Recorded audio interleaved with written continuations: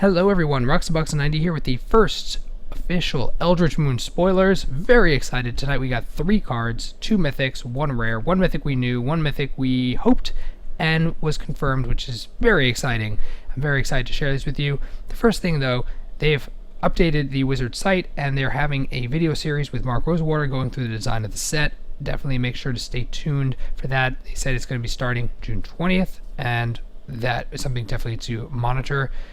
Mark Rosewater is always fascinating to listen to set design.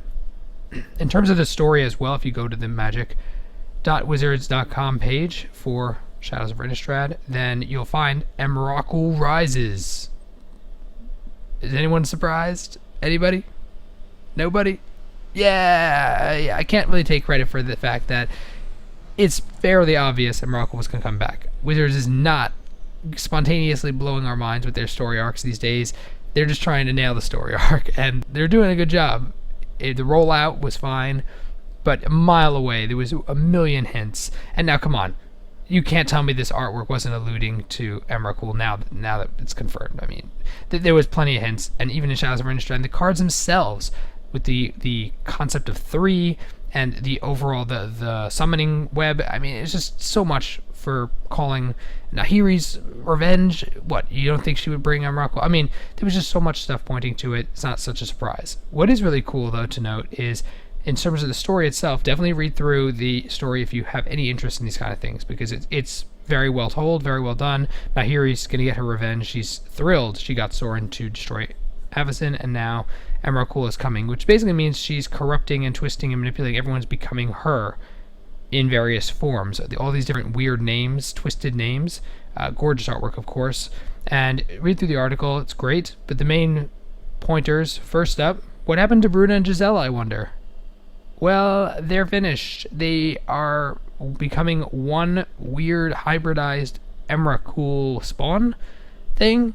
The important thing to notice we'll get to when we get to the Emrakul card, which, yes, is the card spoil, one of the card spoils tonight.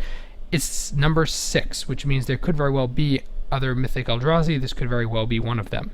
Bruna and Gisela became one. That's just creepy.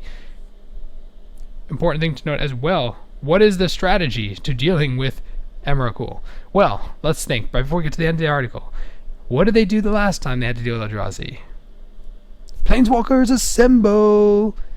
And that is what Jace is going to do. He said, oh shoot, Emrakul is the Eternal Infinite and she wants to end the world. So what's my plan? I'm going to go find more Planeswalkers. Yay! So they go, and he's going to look for Gideon, Chandra, and the rest, and they're going to be another team up probably. I can imagine it not working out as well as planned, because Nahiri does not want this to fail. We'll see what happens.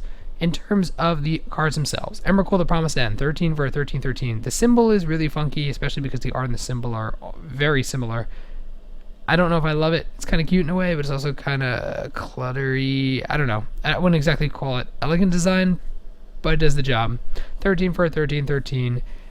Costs 1 less to cast for each card type among cards in your graveyard. Delirium as in the mechanic. This could make it cost as low as 8 mana for a 13/13. With, whenever you cast it, you gain control of target opponent during that player's next turn. After that turn, the player takes an extra turn. I don't believe you control that extra turn, so effectively you delay them 1 turn, you get their first turn, and then they have a turn to somehow deal with what you did. That's what it seems like from the wording. Could be wrong, could mean both turns, but I'm pretty sure it's the first thing I said. Flying, Trample, Pro, Instance, of course, no haste. Not that it really matters. Seems big, clunky, interesting. Commander, more for a commander card than anything. I really don't see this making a standardized environment. Just no. I don't see it doing that.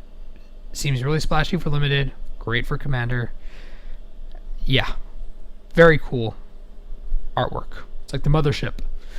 Then we have, yes, human, werewolf, flip, mythic, legendary. Yes, all goodness. We've been waiting for a legendary werewolf for a long time. Thank you, Wizards, for fitting that in to your plans. Ulrich of the Crawlin' Horde is a 5 or a 4/4 human werewolf. Whenever this creature enters the battlefield or transforms back to Ulrich of the Crawlin' Horde, creature 4/4, which could be in itself. It doesn't say another target creature. It says itself is included in that pool, so it could potentially be an 8/8. And then when it flips, it's a 6/6 that can fight a non-werewolf creature you don't control, which means removal. Anybody?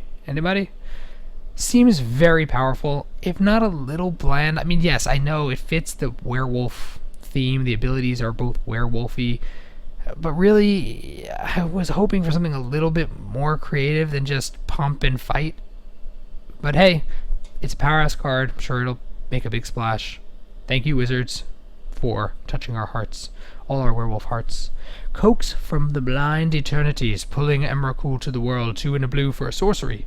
You can choose an Eldrazi card you own from outside the game, or in exile. Reveal it and put it in your hand. So it's effectively a wish with no drawback. Wishes for an Eldrazi. Seems good. Plenty of exile-related mechanics, plenty of Eldrazi out there, especially, as I mentioned, she's number 6, which means could very well be other mythic Eldrazi, or even just other Eldrazi.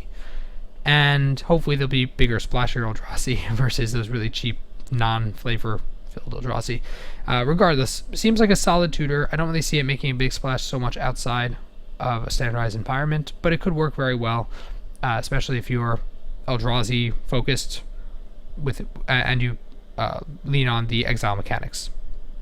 So those are the spoilers for tonight. Let me know what you think down below. Read the story. Flavor-wise, what do you think? Love to hear more. I'm going to be working to keep up with the spoilers going through for the season. So stay tuned. If you enjoyed the video, please tap the like button. If you're new to the channel, check in and subscribe. As always, Roxabox90 signing out. I'll see you guys next time.